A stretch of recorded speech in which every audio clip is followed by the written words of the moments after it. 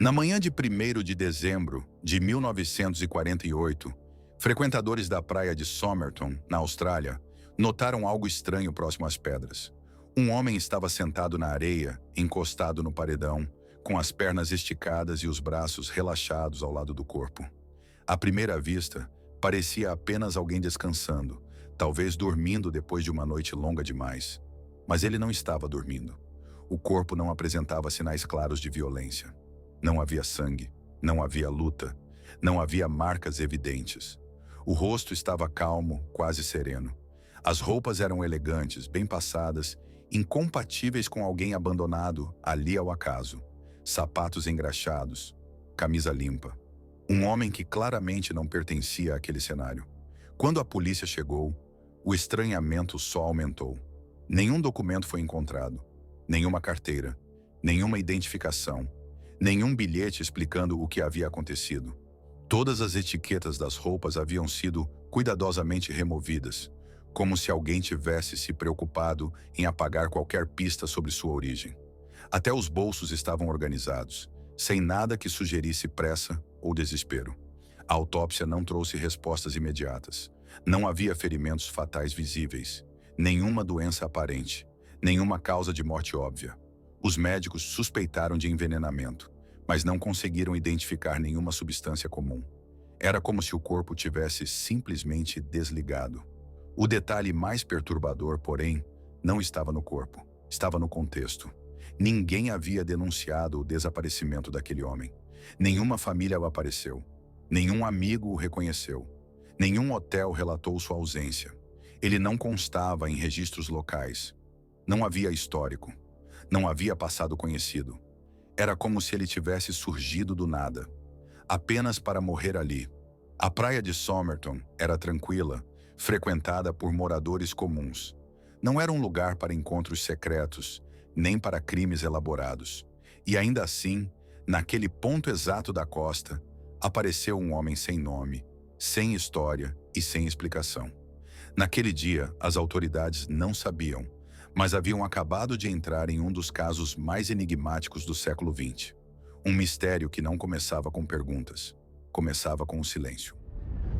Com o avanço da investigação, o corpo do homem de Somerton deixou de ser apenas um enigma isolado e passou a revelar camadas cada vez mais desconcertantes.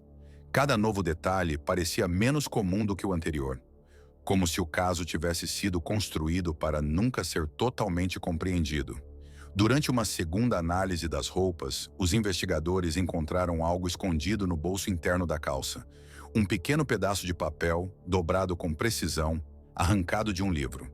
Nele estavam impressas apenas 2 palavras: Tamam Shud. Em persa, a expressão significa terminado ou encerrado. Não havia assinatura. Não havia explicação. A origem daquele fragmento levou a polícia a um livro raro de poesias, o Rubaiyat, de Omar Khayyam.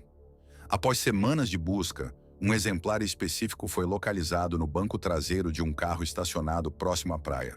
O detalhe mais inquietante: a página final havia sido arrancada, exatamente de onde o papel encontrado no corpo havia sido retirado. Mas o livro escondia algo ainda mais estranho.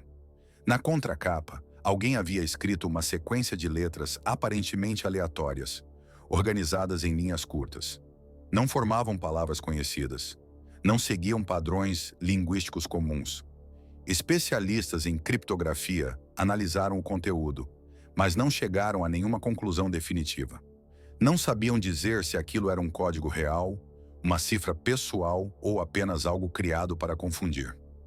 Junto às letras havia também um número de telefone. A ligação levou os investigadores até uma mulher que morava a poucos quilômetros da praia. Ela afirmou não conhecer o homem morto, mas sua reação ao ver o busto de gesso do corpo chamou atenção. Segundo testemunhas, ela empalideceu, evitou o olhar e se recusou a comentar qualquer relação possível. Mais tarde, alegaria não se lembrar de detalhes daquele período. Enquanto isso, exames mais detalhados do corpo revelaram anomalias difíceis de ignorar. Órgãos congestionados, sangue acumulado de forma incomum indícios compatíveis com envenenamento por substâncias raras, mas nenhuma prova concreta foi encontrada.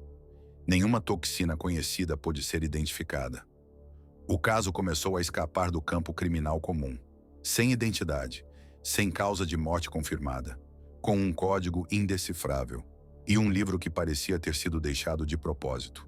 A cada avanço, a sensação era a mesma. Alguém havia planejado aquilo. Não para ser descoberto, mas para deixar perguntas. E quanto mais os investigadores tentavam organizar as peças, mais claro ficava que o homem de Somerton não era apenas um desconhecido. Ele era um segredo. Com o passar dos anos, o caso Somerton deixou de ser apenas uma investigação policial e se transformou em um dos enigmas mais persistentes da história moderna. Arquivos foram reabertos. Teorias surgiram. Especialistas tentaram preencher as lacunas deixadas por um homem que parecia não ter pertencido a lugar algum.